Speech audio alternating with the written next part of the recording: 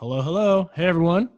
Our guest today has embraced the journey.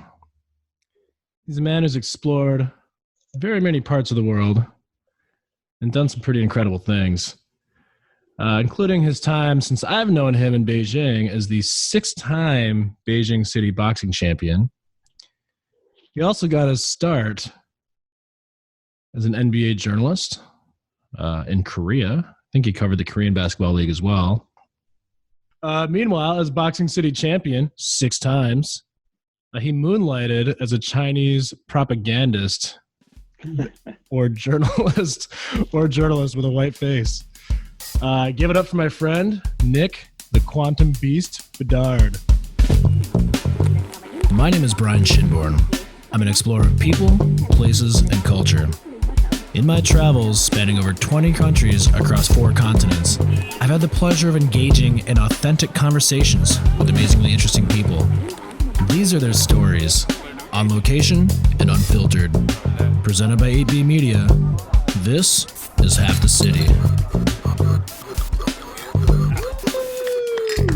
Thanks for having me on, Brian. I'm happy to be here. I'm happy to share the journey. Like you said, I do embrace the journey. The destination is important, but the mass emphasis of my lifestyle and so on has been the journey time and time again. And we're going to talk about a few of those journeys today. Mm-hmm. So thank you very much. I hope this is going to be entertaining. If not, if you learn anything from it, that's great. But I'm here to share my story because this is what this podcast. Yeah. Right. So I'm coming back off from a brief hiatus. I had to take a little bit of a break due to some family emergencies. But I'm posting up in the studio right now in Hollywood. Nice little spot.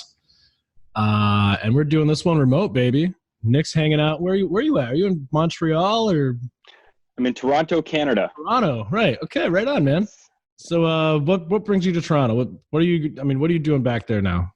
Well, this is home for me. So after almost a decade of traveling and fulfilling journeys that I've always wanted to fulfill, I've finally come back to my home base and used all of the knowledge, used all of the experience to establish the career that I'm doing now, which I'm super excited about. I don't want to spoil it right away. I guess we could start with kind of what brought me to Asia in the first place, because that's kind of where the journey all begins. I mean, so you said you spent, like 10 years in Asia, roughly? Is that right?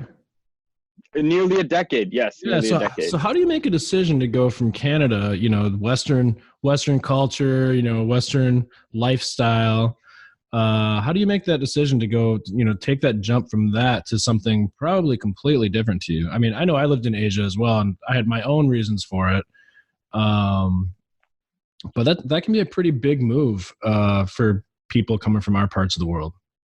It is. And I didn't grow up, dreaming of going to Asia. That wasn't part of my, plan after high school and going to journalism school and thinking, well, you know what, I'm going to go cover some stuff in Asia. That was never part of the formula. What happened was I wanted to be a sports writer. I was a pretty good high school athlete, played soccer, played basketball, even badminton, football. And I was always kind of overachieving in these sports, and oftentimes I would be interviewed by the local journalists, and I thought, well, you know what, that'd be a pretty cool job. I don't think I'm going to be making the NBA at all. Basketball was my favorite sport. I spent countless hours just shooting 500 jump shots from this corner and then 500 from that corner, just going through these regiments of trying the best I'd be at that. And kind of funneled into like journalism. When I chose journalism as something I wanted to pursue, it was really, I really brought that kind of mindset of those 500 jumpers from the corner to journalism, where I wanted to learn everything about it. And I wanted to cover basketball. So when I was in journalism school, covering the school team, traveling with them on the road games and really being like a beat writer for the school paper, that really excited me to look at different options on where I could fit into this heavily competitive basketball journalist market.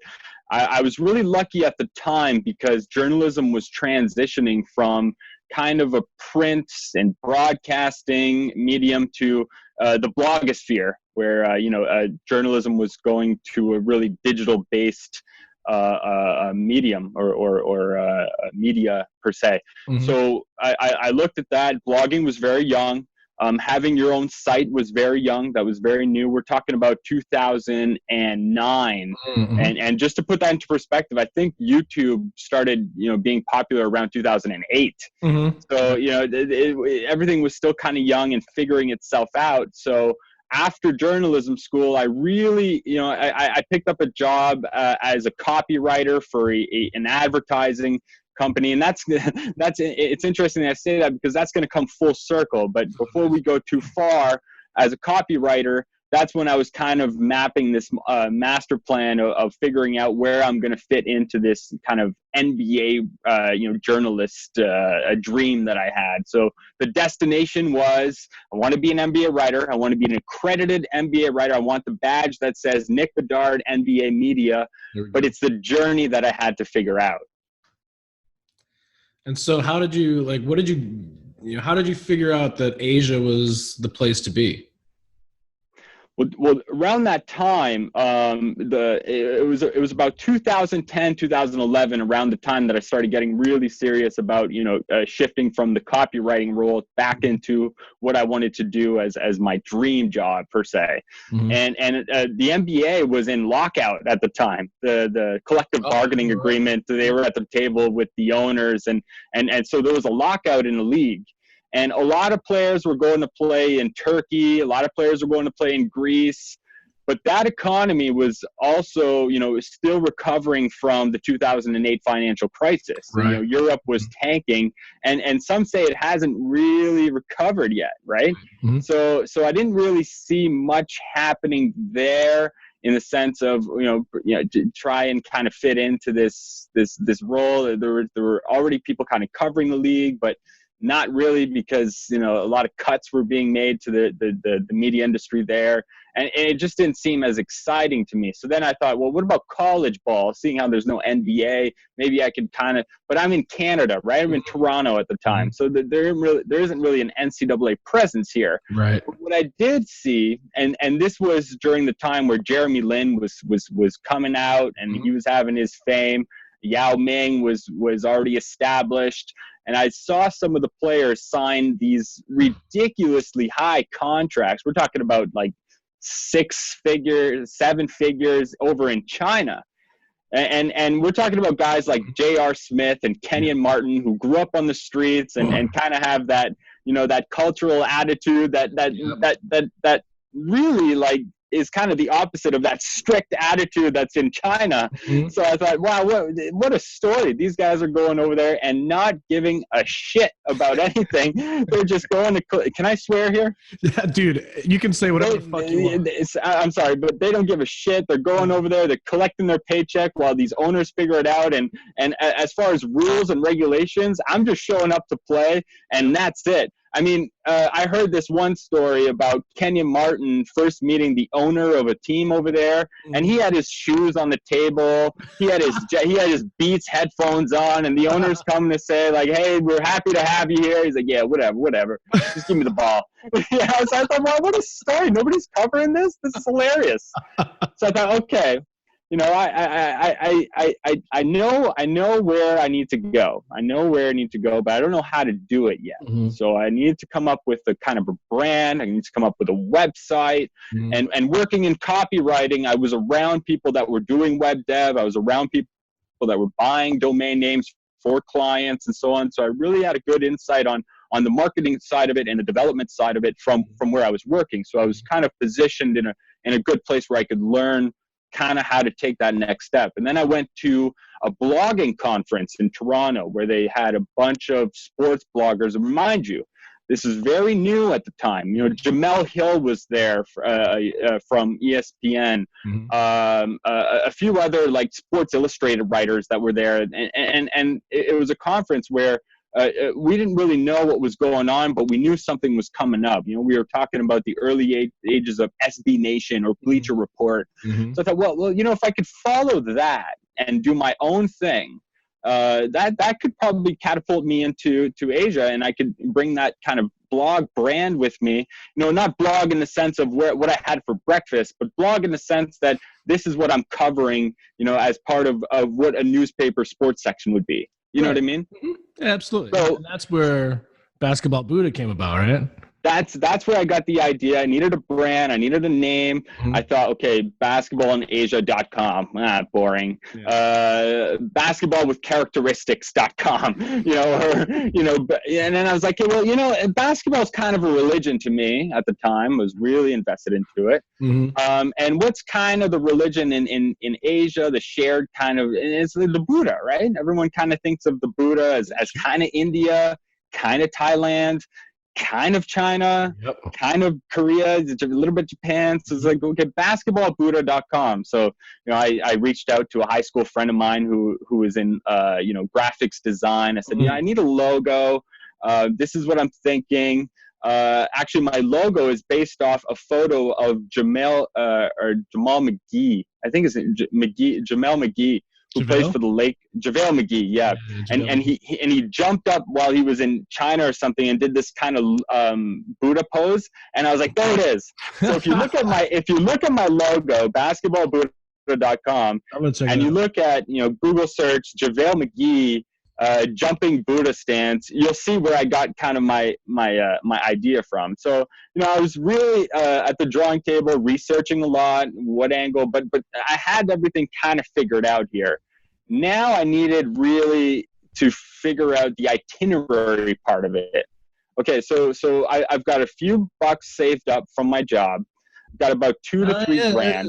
How do I turn this into covering a whole season? Mm-hmm. I looked at China. I said, well, it's a big country. The teams are scattered all across the country. Mm-hmm. And if I wanted to travel from A to B to Z, that's going to cost a lot, and it's going to take a lot of time. It's going to take a lot of resources that I don't really have at the moment. Mm-hmm. So China was while China was where all the action was, I couldn't really do it at the time. It just didn't make sense. Okay.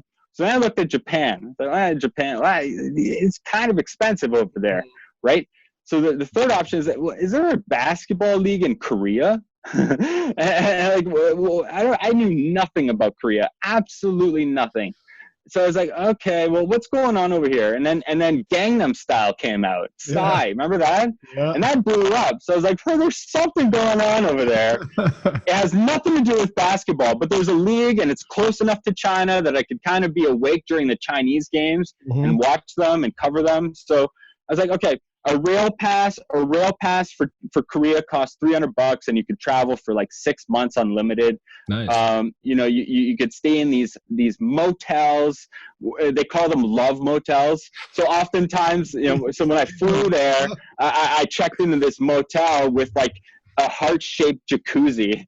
I was like, oh, this is not bad for $40. I was like, okay, cool, I can dig this. Heart-shaped. And then I traveled to another one where it was like M&M themed. They had like M&M wallpaper, and like not M&M the rapper, but like the candy. Candies, yeah. yeah. Wait. These are really interesting. So there's like all sorts of themed hotels in Korea? Is that what you say? Like, they call them love. They call them love motels. So why don't you explain to the listeners what a love motel is?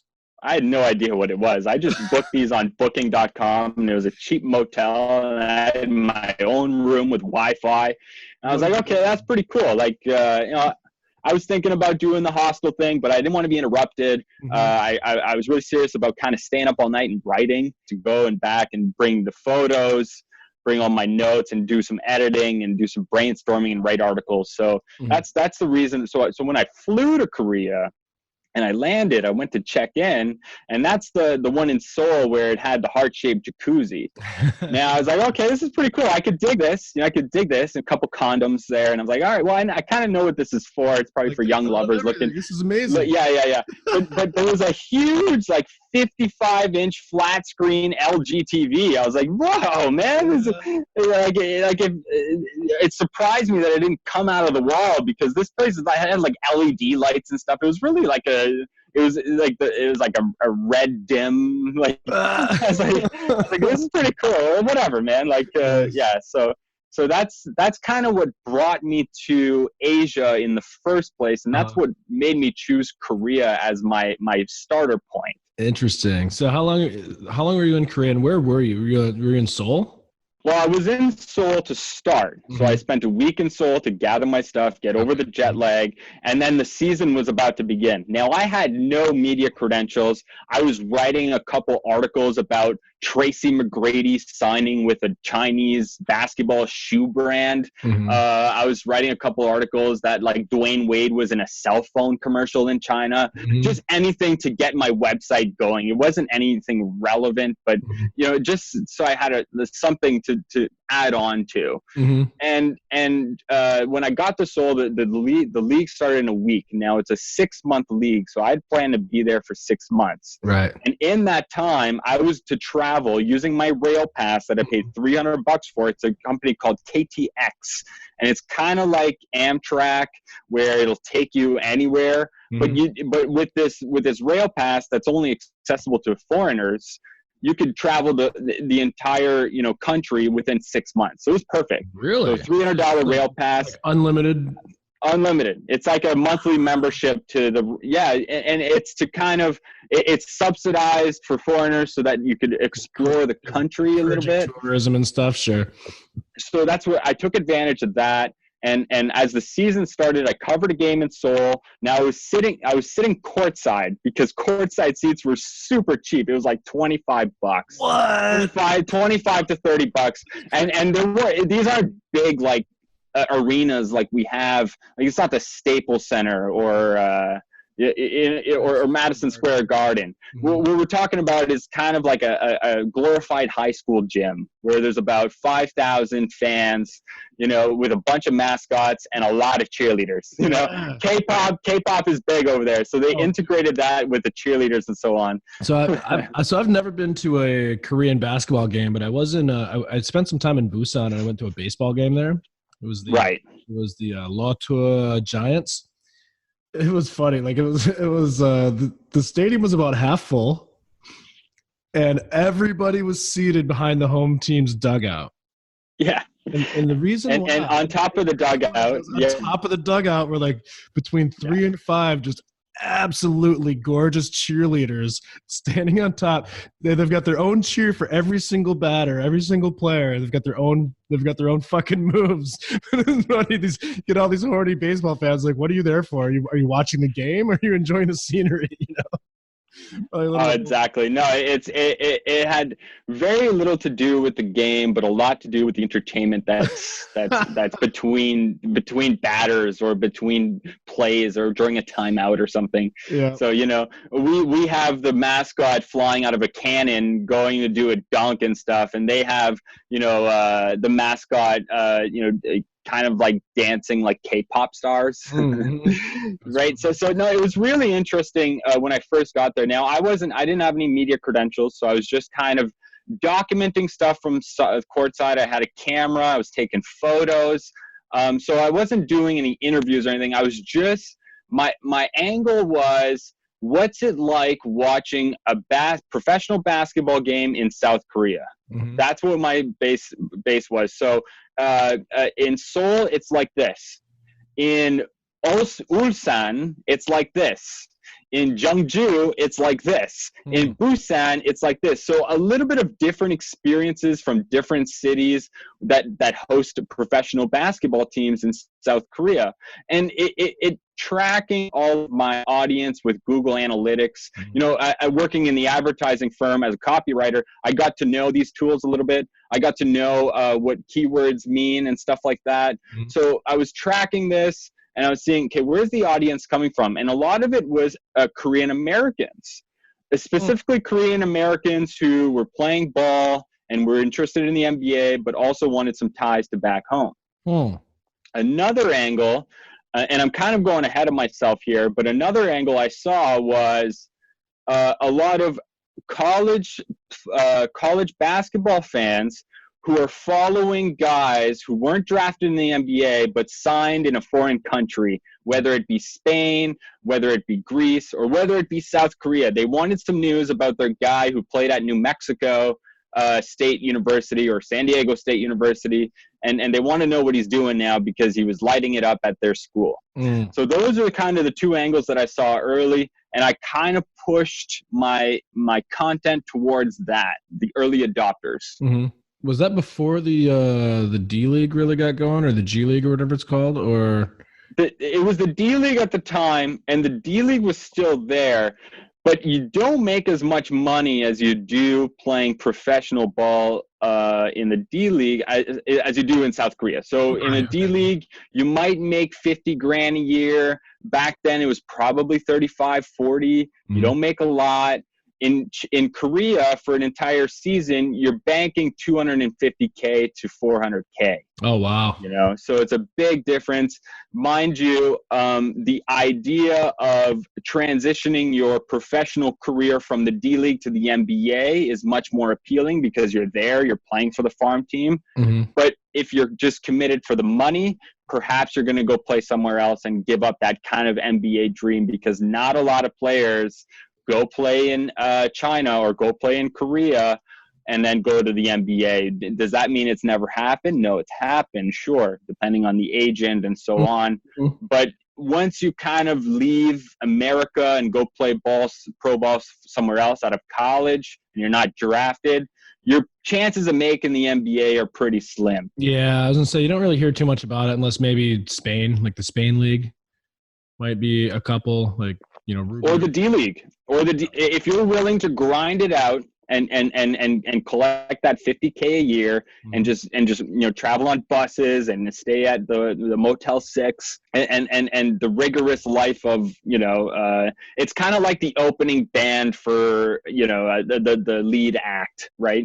You're not a star, but you're the opener, and maybe if you get enough audience, you could be the star. You know, but it's a journey. It is. So a lot of players will give up that destination of NBA and follow the money. And the money really is in China. It really is in Korea. It's in Japan. And the cost of living is lower, as you know. You lived in China, so the cost of living is lower. Further over there. Exactly. Yeah. What are some, because I mean, I've been to Korea twice, but I've only spent maybe like total of like 2 weeks there. So as you're traveling around to these different cities, you know, what are some of the things that kind of stood out to you? You know, do you have any, like, do you got some good stories of something that, like, you know, maybe you're trying to get someplace and it's just something really surprised you, or you struggle with something? Like, I know you got some, I see you nodding. Well, it was really interesting for me because I didn't really have a job, right? So during the day, I wasn't really going to work. I wasn't going to an office. My work really started at like 6 p.m. on game day. So during the day, I'd kind of go out and go around. But there were a lot of old people in South Korea, you know, because that's what I saw. I was like during the day, everyone's in work or in school, so I was kind of hanging out with the older people. Like, so if I would go to grab a coffee or something, it's a bunch of old people just shooting the shit or something like that. Or if I was going to the mall to try to go shopping, it's a lot of old people. So I didn't really have that kind of the same experience as somebody who kind of works there and lives there and so on. I guess my first impressions it's really hilly. There's a lot of mountains, not big mountains, but it's not as flat as Toronto. In California, you guys have a lot of mountains and hills and so on. So it's probably different for someone from that perspective. But I saw a lot of mountains, and I thought that was pretty cool. The cities are kind of built on mountains, so it's that was pretty cool. Busan was really nice. Busan's gorgeous. One thing that really popped off about Korea is the advancement in technology. Their Wi-Fi was everywhere. You're always connected. Televisions, it was state of the art. You know, you go to have noodles at some, you know, dive noodle bar, and there'll be like a 65-inch like flat screen TV with like high definition, and the place is pumping with surround sound. They really take pride in their technology, and you know, the transportation system in Seoul is fantastic, and it's got TVs in it and stuff like that. The tech is awesome. They were really advanced in technology. That's Samsung for you, huh? You know, I It, wonder. it, You talking about the old people. You talk about these old people. It just reminds me of being in Beijing. You know, you see these usually right about the time dusk starts to happen, when it just starts getting dark. At almost every city corner, sidewalk corner, you see just like dozens of old like grandmothers dancing. We call them the right. dancing grannies. Like they're everywhere. Is there? I mean, anything like that you saw over there? Or? Yeah, a lot, but they do it indoors. They don't have these Mm, kind the more I mean, they do it outside, but not as much as China. They mm. have these like bars that are like these nightclubs that are just for old people, like old people swingers type What? deal. Yeah, they have these like 65 and up swingers. Come on in, you Oh, know? come Yeah, on. yeah, yeah. Yeah, Oh, and I mistakenly popped all into one sorts of of those. I mistakenly popped into one of those thinking, "Oh, this place is happening," you know? And I was like, oh, jeez. Yeah, yeah. Bro, you all try to get with one of them. You're like, hey, what's up, girl? What your name is? Yeah, right. Yeah, exactly. No, no, but no, it was a really good experience. So I played it out. I was there for 6 months, Mhm. and within that 6 months, my website was getting a little bit of traction. Mhm. It was getting more popular. I started with getting into AdSense, Mhm. which for people who don't know what AdSense is, you know those annoying banners on media sites. Mm. So those banners are there from AdSense. So essentially, a brand will try to run display advertising on news sites, and we as news sites would allow those banners to run across our website. So that's a sense of revenue. Mhm. So I thought, okay, I've got 10 million unique, 10,000 uniques per month at the Mhm. time when I started. I could kind of monetize. So I started doing that. And then some of the foreigners I was seeing when I was back in Seoul, and I kind of knew where they would go hang out in a place called like Itaewon, which is Mhm. where the military base is. Mhm. So I'd kind of see those basketball players. I'm like, hey, I'm the basketball Buddha guy, and they're like, who? I'm like, yeah, look, I'm covering the league. All right. So Yep. introducing, I'd love to, so they'd be like, yo, hit me up after a game one time and I'll give you, yeah, so cool. So I kind of started being like a social butterfly and really involved in the league. And no, it was really cool. It was a great experience, 6 months. So I had my site going. Come the off season, I had no reason to stay there. Mm. So I came back to Toronto to kind of regroup, Mhm. say, okay, what's next? Maybe I'll go back next year. But I was quickly called. I was quickly called by somebody that I met at the game. Somebody had passed on my website to the vice commissioner of the league, who Mm. had two Nice. kids studying in Canada. Oh, He said, okay. look, I love what you're doing. After seeing what you've reported, I think it's great for the league. If you come back next year, we'll grant you full media access. Nice. We'll have a media card for you. We want you to keep covering the league. We don't know what your plans are right now, but we'd love to have you back next year if you want to do it again. Great. Nice. Awesome. So I Yeah. kept myself busy. I went back to that copywriting job, which sucked because I knew I was leaving within in like 8 months, Right. but hey, give me another chance, and they did. That flew by, and I was still covering off-season stuff where NBA players would travel to China or travel to Korea, Mhm. and I knew where to get my news sources from now. So Korea has their own Korean language basketball forums where and it was as easy as me just copy pasting the article, putting it into translator, Mm. taking words out and taking a kind of story out and kind of writing it in my own style. Mhm. I was doing that for Korean news and I was doing that for Chinese basketball news. Nice. Okay. So you could call it plagiarism, fine. But Yeah. at the It's not time, plagiarism. at the time, no one was doing it.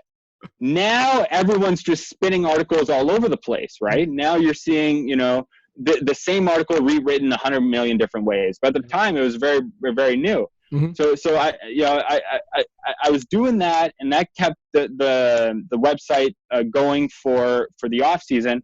Come next season, I was back in Korea. This time I had a media pass.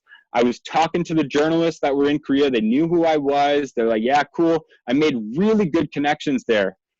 And then I had access to the players. I had more access to the coaches and so on. And I spoke a little bit of Korean, not much, Mhm. but I spoke enough to get by. Enough so that and timing is everything here. The Asian Olympics, which in Canada is kind of equivalent to the Pan American Games. Mhm. Have you heard of that? Yep.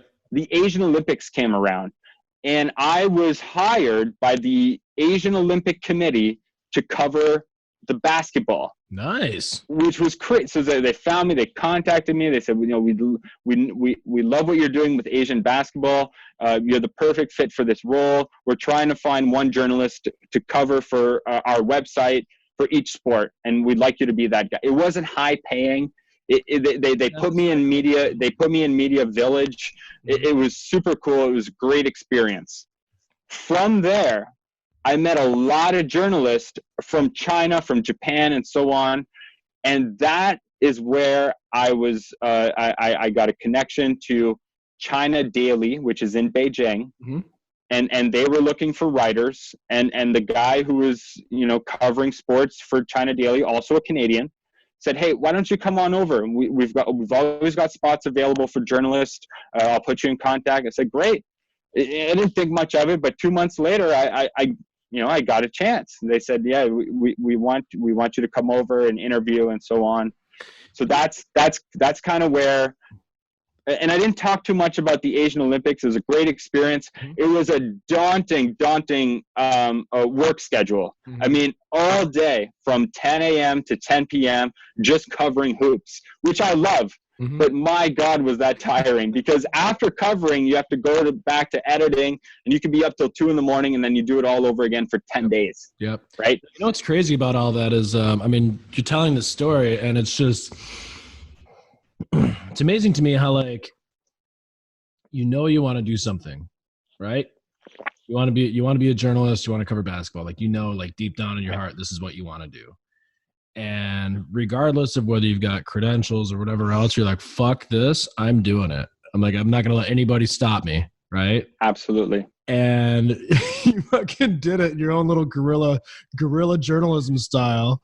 Speaking of which, this is where everything kind of comes together. So after this grind of covering the Korean Basketball League for a year, from courtside, Mhm. to the grind of covering another year from press row, to the grind of covering the Asian Olympics, that's where I met the NBA Korea writer. So the guy who's in charge of NBA Korea, all content NBA Korea, NBAKorea.com, something like that.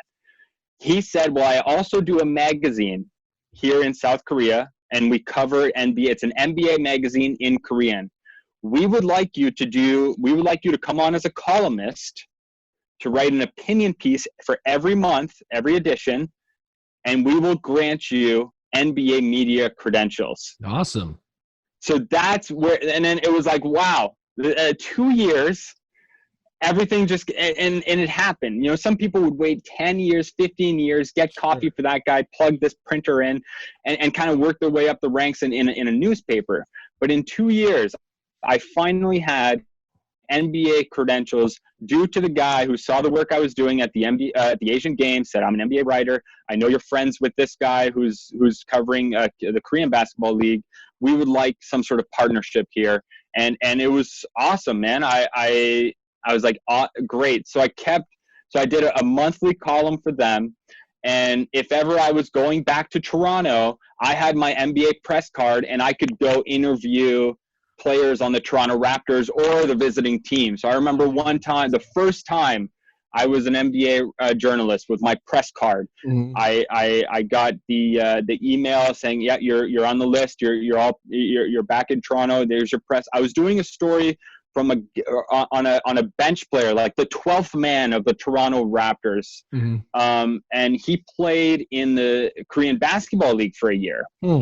so there's kind of a connection there, and that was where my kind of opinion piece came, was okay, what was it like playing in South Korea, and what's it like playing in the NBA, and what are the main differences? I could say it from a journalist perspective, but not many people could say it as a player's perspective. Right. So it was really interesting to get into the locker room, interview Greg Stiesman, and who I believe went to Nebraska or Wisconsin. But anyways, that was kind of my first experience as an NBA journalist. So in 2 years, this kind of crazy plan that was kind of formulated from Blogs with Balls, which was the bloggers conference that I went to, and 2 years later, I'm an NBA journalist. So it was really a dream come true. It was a huge accomplishment. Wow. Well, that's awesome, dude. I just, again, it's that hustle, dude. It's that, the guerrilla warfare style of, I'm gonna bob and weave and go places where you don't think you're gonna be seen, and just shit opens up, dude. That's crazy. So you mentioned that you got that call from China Daily. So for those of you that are not familiar, China Daily is, they have Chinese news, but they have English news as well. But it's a really big English news outlet in China. It's a giant Chinese propaganda machine, if you will.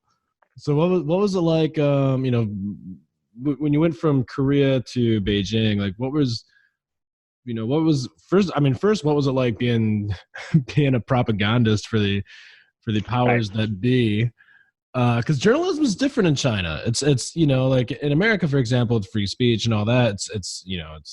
It's finding facts, or sharing your opinion, or whatever it is. Calling the government out, or whatever else the case may be. In China, it's more like from my understanding, more like the official mouthpiece of the government. Right. And there are a few different outlets that are the mouthpiece of the government. Al Jazeera is kind of, Qatar's version of that. Mm-hmm. RT.com is, Putin's version of that. Mm-hmm. If you want, NPR is kind of a mouthpiece of US, but it's not totally funded by the government. They take donations and so on, and they do. I think they do a really good job with their content, but nevertheless, they're a wing of the so on. Now, some are more extreme, like RT.com or in China, every single media outlet is the mouthpiece of the government, right? There isn't an independently owned news outlet. But I didn't really look at that angle at the time. For me, what it was is, wow, a journalism grad who started as a blogger, mm-hmm. and now I'm working for one of the the highest delivered paper in the world. Publication wise, their numbers are through the roof because their reach is just so huge, right? I didn't look at it as the official mouthpiece or a propaganda thing. I was thinking, wow, I'm officially a journalist now. I'm not a blogger, not a magazine opinion piece. I am a journalist. Nice. And I wasn't a sports journalist. Actually, they threw me on culture.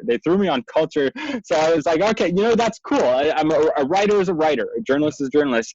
I could still do basketball Buddha on the side. Mm-hmm. I'm in China now, and I could use kind of my journalism credentials from China Daily to have access to the CBA, the Chinese Basketball Association, mm-hmm. right?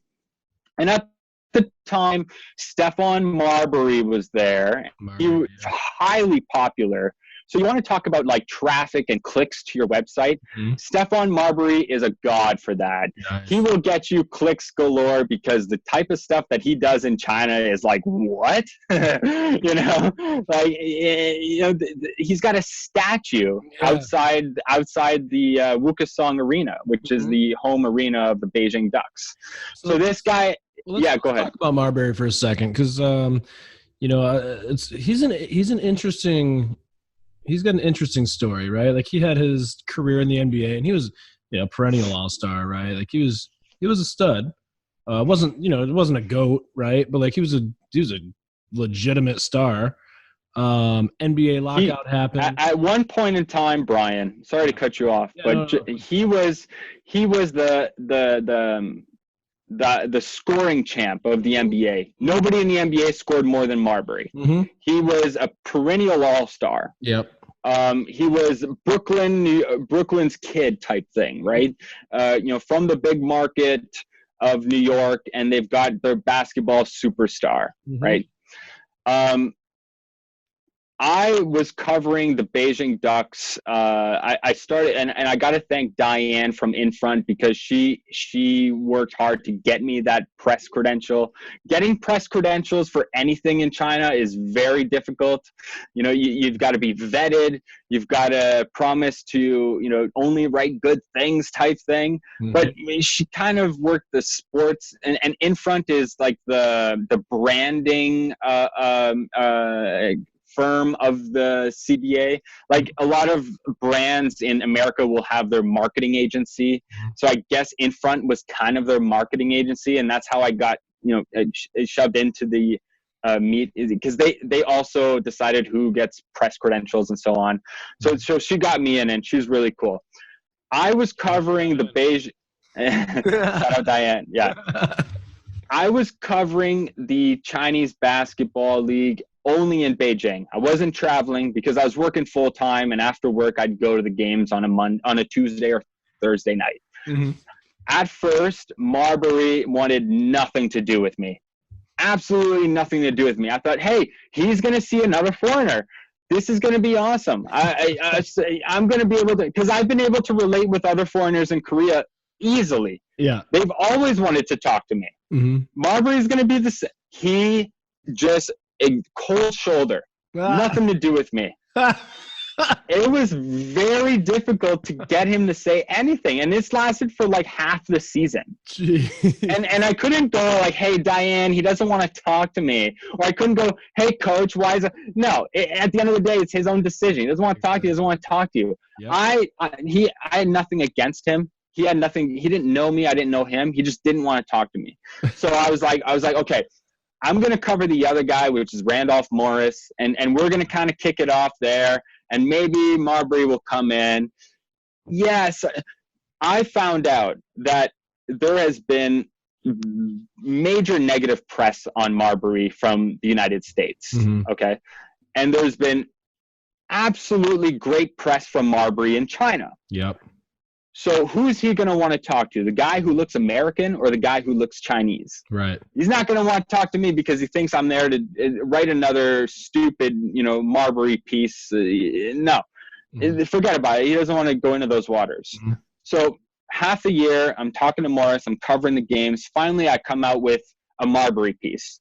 Okay. I got Morris talking about him. I've got Sun Yue, who played with Kobe Bryant in the Lakers, got a ring. I got Sun Yue talking about him. I've got enough understanding of what Marbury's like on the basketball court to really have a basketball story about Marbury without any of the stuff off the court that he's doing in Beijing. I didn't want to go into that. I just wanted to cover his abilities as a professional basketball player and what he's like as a teammate. Once that story came out, the very next practice, hey man, love the story. Who are you? yeah. Who are you working for? And I said, hey, look, man, I'm just this guy. I got this website. I'm doing this. All right, respect.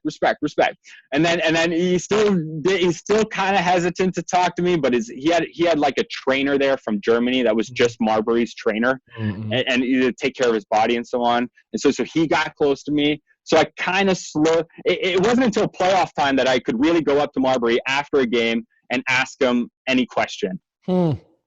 That's crazy. Dude, I mean, yeah, he got shit on, man. He got shit on pretty hard towards the end of his NBA career. But then he came back, in China, man. I mean, he won what, 3 titles in 4 years, I think, with Beijing Ducks. I mean, that's why they got a statue. I mean, he's like a Kobe, rest in peace, or a Jordan or whatever over in China, man. It's crazy. He's like China's fucking #1 foreign son, basically. Like, let me tell you something about Marbury. To get like a green card or something, right? He took care of his body, number one. Yeah. He really took care of his body. Okay, and the CBA, the Chinese Basketball Association season, is not the 82 season of NBA. Mhm. They're playing 40 games, so it's cut in half. Okay, Nice. he understood, as a point guard, understood the game enough that he knew exactly when to get his teammates involved and when to just take it to the rack. And he would do the latter a lot. He knew he could beat anybody in that league, and he was fearless in driving and just finishing at the hoop or getting fouls or so on. Mm-hmm. He wasn't the best shooter, right, but he didn't need to be. Mm-hmm. He was such a good floor general that it was amazing. Like his crossover, his speed, his stop and starts. It was just amazing to see. And there were a lot of other foreign point guards that came in, but they couldn't handle the strength, the stop and starts, the willingness to go the hoop. A lot of the foreign point guards at the time were just bombing threes, right? Bombing threes. But Marbury was like relentless. He'll go right down and just like, he'll knee you in the heart before laying it up, and he'll get the call. You know, he was just fearless, and it was a really cool playing style. And I thought to myself, well, how long can this last, you know, as he's getting older? But he was so good at taking care of his body. And he had that trainer from Germany who was so good at kind of, you know, getting his body, ready for the next game or ready in the off season. He was always in fantastic shape, and he was just super smart. So that's where he had his success on the floor. Everything outside of that was kind of played off his success on the floor. Right? What's this successful basketball player in China doing outside? Well, I mean, he can be doing anything. Yeah. And they'll be like, yeah, that's awesome. So finally, I remember going to Blue Frog, which is kind of the in and out of Beijing. Oh, Blue Frog. That's right. Yeah. So I went there. So those are actually, it's hard to find good Western food in China. Those are some decent burgers right there, and they're huge. Like, I mean, those patties are what, like 2-3 inches thick, like, you know, 5 centimeters thick, something like that. But they're huge. Yeah, place is great. So Marbury and the other foreign player who was living there at the time, Randolph Morris was hurt, so they brought in Damian Wilkins, who is Dominique Wilkins' nephew. Oh, okay. Mm-hmm. Right. So I was doing an interview with Damien. He was super, you know, open. He said, yeah, come on over. This is where I live. You come over to my condo. And it was in Wangfujin. Wow, right. Okay. Mm-hmm. Right. So they were in the Oriental Hotel in Wangfujin. It was like a hotel they were in suites. Right? Nice. Kitchenettes and everything. So I did an interview with Damien Wilkins there. And afterwards, the translator for Marbury, who was kind of Marbury's agent as well in China, came in, and he was kind of taking care of Damien at the time as well. He said, hey, we're all going to Blue Frog. You want to join us? So that was like kind of my first real outside of basketball interaction with Marbury. Nice. So we're driving there, and I got to tell you, Brian, I totally choked. I wasn't prepared. I didn't know what to say, so I said nothing. I just ate my burger. And I didn't want to talk I just let them have their thing, and I was a silent observer. I was going to write an article about it, but I had nothing to write because I didn't do anything. I totally choked. Oh, you got starstruck. I get it. Absolutely. That's funny. I found the best way to keep me from getting starstruck is, well, one is just treat everybody like they're people, right? But like, secondly is do as little research as possible on whoever these people are. So that I can just fucking ask them any sort of bullshit question. If they look at me like I'm dumb, I'm just like, I don't know, you're just a guy. You know?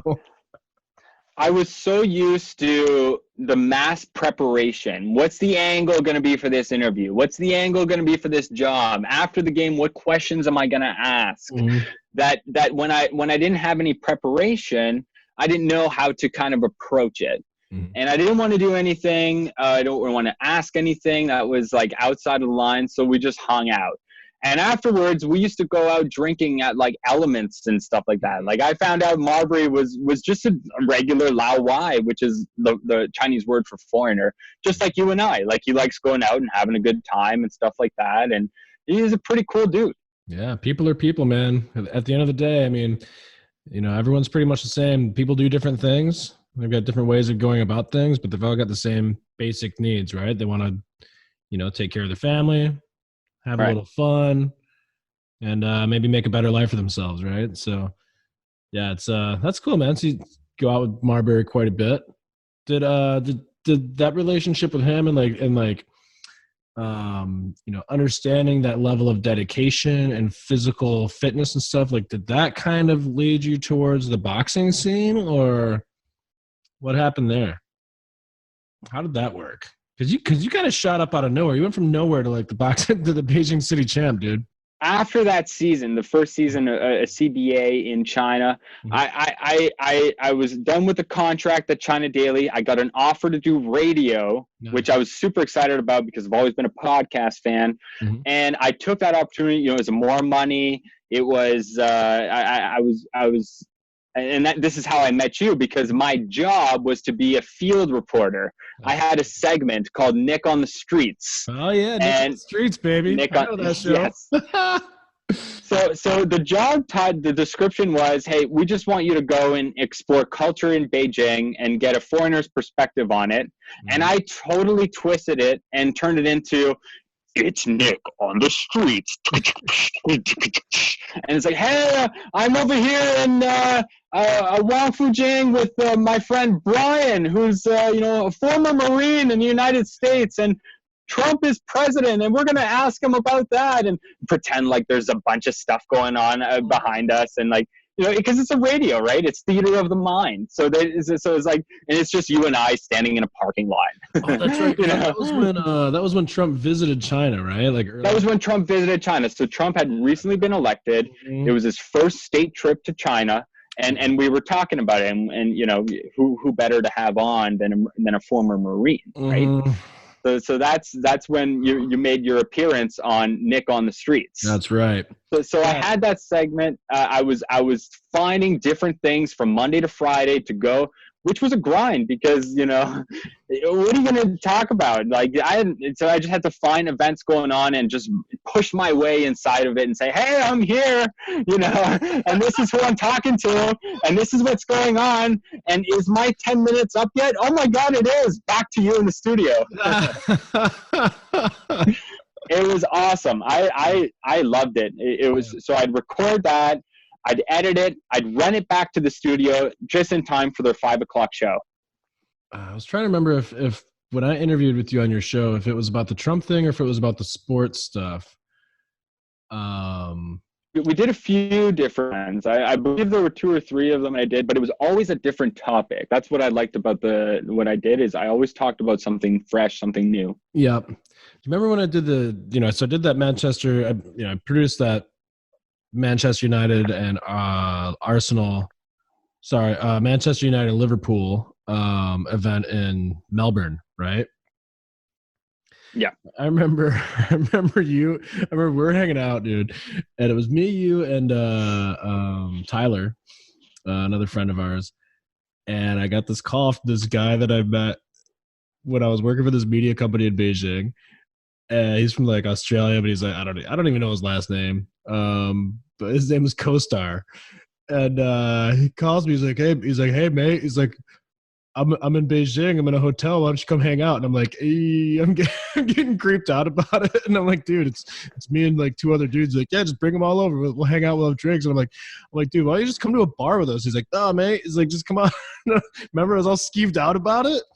But I do. We took the risk anyways, and we went. And was he staying at the Intercontinental? I think so, yeah. But he was like, in the suite, like the presidential suite. And I was like, what the hell is this guy doing? I think he was in the penthouse. Yeah. It was like a Malaysian businessman. Yeah, but he's from Australia. But he's like living in Malaysia or Cambodia, I don't know, somewhere in Southeast Asia.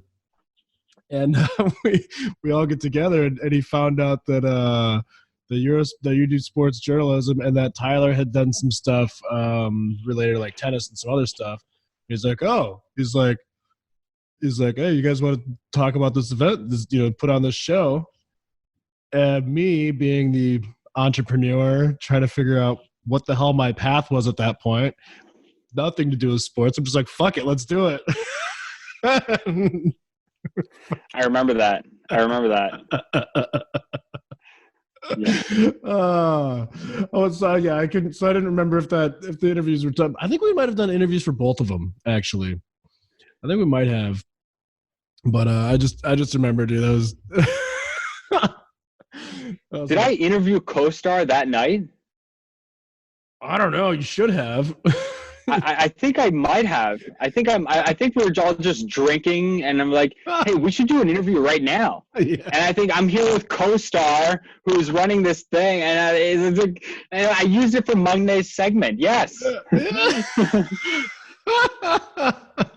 Just the most. So you see how great this job was. I mean, you want to talk about like opportunity. You could really solidify yourself as anything there. Like there are a lot of foreigners who are like starring in movies in China. There are a lot of foreigners who are spokespersons of companies they know nothing about. I was like I was like, you know, on the fly just interviewing anybody and turning it into a segment for a radio show. God, that's crazy. That's crazy, dude. You know, so how did all of that lead into your boxing career? Because that's what I want to talk about. So, you know, in high school, I was really into sports. I'm a very athletic person naturally. I'm pretty good at any sport that you know you throw my way. I could kind of figure it out quickly. I've got kind of that natural gift. Like I'm not a star at any of them, but I could keep up with, you know, any. So basketball is very often played in China like casually or socially, but it's pretty rough, man. Like if you do a layup on a Chinese guy, he might elbow you in the face or like push you and stuff. Like they're pretty dirty over there when it comes to like street ball and stuff, and they'll say, hey, it's street ball, man. I'm like, yeah, but you can't shove me into the backboard, man. You know, like, geez, you know. So I was like, okay, well, maybe like it's tough to find a game. It's tough to, you know, be really competitive. I played in a couple leagues with a bunch of different foreigners, but I just wasn't getting my, you know, athletic itch. So I was like, okay, what else could I do? I'd love to golf, but golf is really expensive in China, and there aren't much screen golf or driving ranges anywhere because land is so hard to come by. So I was like, man, I don't know. You remember the guy at China Daily, the sports writer who actually got me the job? Well, he's actually like in the Canadian Boxing Journalist Hall of Fame. What? And he's written books about like Canadian heavyweights and stuff like that. So during my breaks at like China Daily, I'd go down and he's always smoking a cigar at the restaurant downstairs on the patio, and he would just tell me stories about boxing. Wow. I was like, yeah, this is pretty cool, man. It's pretty cool. And I got into it a little bit. I started watching it, and I was like, you know what? I'm going to join the boxing gym. What the heck?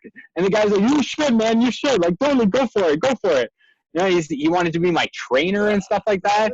So I'm like, you know, okay, I'll go to a gym. I'll get involved. I'll start boxing. So I hired a Filipino boxing coach who's a lot like Manny Pacquiao. Huh. And I didn't even know how to throw a punch. I was like, how do I jab? What's a jab? You know, but you know, like I said, the athletic itch or the natural ability. In 3 months, I kind of figured it out. I was like moving around and stuff, and like slipping jabs and slipping punches and throwing combinations. And I was like, whoa. He's like, you want to compete in this little like white collar competition they've got going? I was like, fuck yeah. You know, why the hell not? Like, throw me in there. At this point, I'm sparring with you, so I don't mind. You know, let's do it. You know, I'm pumped, right? So I'm going back to China Daily and say, hey, you know, I'm going to join this like white collar, and yeah, it's like going to get my first match and so on. And the guy's like, yeah, do it. He's like this old guy, right? This old school boxing guy who used to like go to Sugar Ray Leonard fights. You know, so it's like he's like, yeah, let's do it. So I get this fight in this like Shuangjing Showdown is what they call it, and it's a white collar boxing. They throw me up with this guy. I don't know who he is. I'm scared shitless. But I'm pumped, you know. I'm like, fuck, dude. I might get my ass kicked, but whatever, man. I want to compete. So I go. The guy from China Daily is there. He's like, I want to be your cut man. I'm like, fuck, man. I'm like, I don't know if it's 3 rounds, 2 minutes, man. I don't know. But yeah, sure. So he's got his old Vaseline. He's got his like Q-tips and stuff like that. He's got an extra towel. He's got a bucket I could spit in. And everyone else has got like one trainer and like their girlfriend, you know? But I've got this like really like intense cut man guy who's like trying to live in his nostalgia moment. So you know, my Filipino trainer's like, hey, Nick, who is this guy? You know, he's like Stitch Duran type thing. You know, like he's like, I'll stitch you up, don't worry. And I was like, okay. So we're boxing in 16-ounce gloves, which are like pillows, and it's outside, and it's a barbecue with beers, and I'm like, oh, all right, let's rock and roll. So the first round, I'm just running around. I have no idea what I'm doing. But I could see that like this guy is pretty slow and he kind of sucks. So I try to like throw a little punch at him, and I land and I run away, and I'm like, oh, well, that worked. You know, so I keep running because I'm taller and faster than he is. No idea what I'm doing, spinning around in a circle, and ding, the bell rings. I'm like, oh shit, first round's over. I survived. And so you know, so I'm in the corner, and the guy's like throwing water down my pants. He's like, yeah, that'll get you pumped up. I'm like, okay, whatever. The Filipino guy's like, keep moving, keep boxing, keep punching. You know, this is fucking intense, man. Holy shit. Like, ding, second round starts. I'm like, all right. I could run with this guy. Like, okay, I start punching. I get knocked in the face. I'm like, oh shit. And I'm all cocky and stuff. So whenever I get hit, everyone's like, yeah, get him. And like whenever I hit him, they're like, oh, boo. So like, whatever, we're dancing a little bit, and it kind of gets intense, and we're tying up and we're punching. We're just throwing like wild punches. Mm-hmm. Bing, second round over. Third round, I come out, and I don't know why, but my the old school guy from China Daily, he put like Vaseline in my hair because he's like, hey, Roberto Duran used to do this. You look good, you'll fight good. I'm like, all right. So I look like a real douchebag now. You know, I've got this like hair slicked back and stuff. But I could see the guys getting tired.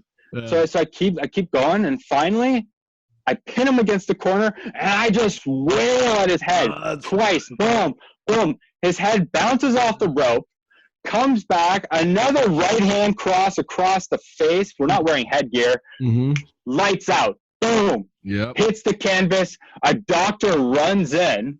The fight is over, and I'm like, yeah! And everyone's like, oh my God, is that guy okay? And I'm like, fuck yeah! Like, it's my first fight, so I don't know about like this like sportsmanship and stuff. Like, make sure the guy's okay first before he starts out. So I'm parading around the ring, you know, and it's like, and that was the start of my boxing career. That's right. I remember I was at that fight actually. Yeah. So the second event comes around. They put me up with a tougher opponent, and I train my ass off. I stop drinking. I start eating kale. Yep. I'm just like training every day. I'm like, yo, I'm the champ. Nobody could beat me. I'm going in like social media in China saying the champ is here and stuff like that. And I come out and just wreck this guy because I overtrained. Like, I was like too ready for this. The guy's like, holy! I beat him within 19 seconds. They're like, okay, this is up. You can't fight this guy. Nick, you're an animal. Mm-hmm. And that really fed my ego. So I've got this basketball thing that I'm doing. Mm-hmm. I'm training. You know, and this is, I'm training when I'm not working or whatever. Mm-hmm. And then I'm working at China Daily, right? So when I worked in radio, I had more free time, so I could train more. But the guy from China Daily was still kind of contacting me. When's your next fight, champ? You know, stuff like that. So then the third one comes around. And it's kind of like an off-site event, like a Chinese gym, and they have an event. Mm-hmm. I crushed the guy there, and at this point, I'm just unstoppable, right? I knocked the guy out my third fight, knocked the guy out my first fight, knocked the guy out my second fight, knocked the guy out third fight. Who's gonna stop me? So at this point, I everywhere I go in like the foreign community, I'm calling myself the champ. Why the hell not? And you know, some people hated it, and some people were like running with it, like you were. You thought it was hilarious. But I was just going into the bar, and I was saying, "The champ is here." That's true. I was going up to the Chinese bartender and said, "The champ wants a Heineken." That's right. So you didn't let it get to your head at all. Not at all. And I did like this marketing side, this journalism side. It was all about like selling the fight or so on, or selling the persona of. Oh, for sure.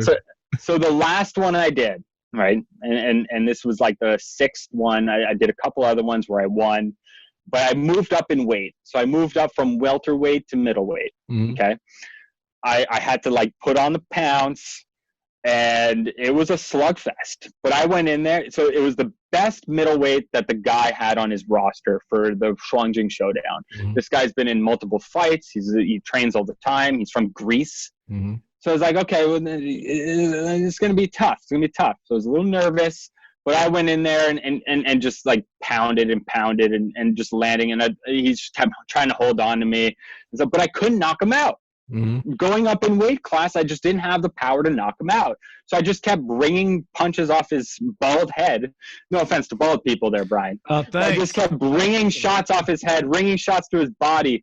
And he wouldn't fall. Anyway, I won unanimously, but that's what it. Yeah, that was my last fight. So I'm a two-time two-weight division Shuangjing Showdown champion. Maybe pound for pound. I mean, that's exactly where I was going. Dynamite drop in, Brian. Pound for pound Shuangjing Showdown champion. It's kind of your rise in the boxing, in the Beijing boxing circuit. It was meteoric, dude. I remember that first fight was ridiculous. You had no idea what you're doing. No idea what I was doing. Running around the ring. I wasn't even shuffling. I was literally like running around the ring. and like the pop that you got him that knocked him out, it was just like this. It was huge. Like haymaker. It was. I threw it from one corner to the other, and the guy's head bounced off the rope, and like I think he was already knocked out at the time, but he bounced off the rope, and his momentum from the head just went right into the punch, and he was out cold. Yeah. God bless that he was okay, but Jesus Christ. That's funny, man. Yeah. So where are you on your journey now? Because this has been pretty epic journey, dude. Going from, working your way into the NBA credentials as a guerrilla journalist, showing success as a Chinese propagandist at China Daily and the radio. Was it CRI? Murdering people in the Beijing boxing circuit. Murderer. What's going on now, dude? Where are you at? Because you're not in China anymore. You're back in Toronto. I'm back in Toronto. Mm-hmm. I've used all my experience and shifted it towards a digital marketing career. So all those Google ads you see on Google, I'm managing some pretty big clients on Google advertising. So that's been paying. I've had a really successful career so far in that. I've been in this game for 3-4 years now, and I've left the journalism on the side. I don't like the direction that the industry is going in. So I'm using all of kind of that creativity into kind of marketing, and that's been super successful for me. As far as the boxing, not so much. I'm kind of playing golf now. So really, at a certain point in time, you start winding down and settling a little bit. So I'm not as as a go-getter as I once was. I tried starting my own digital marketing company. That didn't work out. I couldn't launch it. I will in the future, but it hasn't happened yet. I do have plans to go on my own, but as of right now, the timing just isn't there yet. So I'm just grinding away at this company that I work for now that pays me extremely well and treats me extremely well for the work I do for them. So I'm quite content with where I'm at now. Future plans, I do want to start my own company, and I hope that you have me on again when I do that, because that would be some awesome promotion. Oh, hell yeah, dude. No, I'm all about that. And you were talking about from the beginning, man, from the top, it is all about the journey, right? There's a lot of people. I mean, even the startup world it's like the Wild West, dude. Like there's so many people that are going to try and make it happen and going to fail. Like gold rush, right? So many people are going to try and pan for gold and not get anything, and not, they'll start their business and it doesn't quite work. But like I think what matters is that you're doing what you're passionate about, right? What you love, what you're good at, and what people are willing to pay you for, right? And like, as long as you have those things aligned and you just keep going, or, you know, sometimes you got to get off the path for a little bit, you know, plan B for a little while, put plan A on the side burner. You know, there's respect that goes with that. You know what I mean? There's respect with just the fact that you even get out there and try. Once you get back on that path, which I know you will, because I know how you are. You're that driven guy, man. You're the champ, quantum beast, baby. Look, if there's anything you could learn from this, it's once you have a goal, once you know where you want to get to, you put the time. But it all comes down to how prepared are you, how hard are you working to get there. Yep. And how are you with timing? Because if you skip too many steps, that's going to catch up to you. Yep. So I made sure to kind of, you know, start small and go through every single step in the process in order to get to where I want to go. And timing, they call it luck, but I call it timing. Timing is everything. Yeah. I hear that, man. Well, speaking of timing, it's about time to wrap it up, right? You got a nice little dinner with the wifey, little birthday dinner, man. Dude, it's been great chatting with you, man. I look forward to the next one. Can't wait to hear what you got going on, man. Likewise, Brian. I love what you're doing with 8B Media. Keep up the great work, and I hope to be on again soon. Thanks, man. Anything you want to plug real quick before we let you go? 8bmedia.com. It's going to be the new podcasting platform. As far as plugging anything I've got going on, Brian, no, I'm all good there.